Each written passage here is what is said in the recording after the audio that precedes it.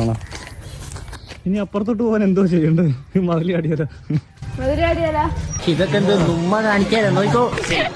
Flash back. എന്താ പരിപാടി? നമുക്ക് ചൂണ്ടിടാൻ പോയാലോ?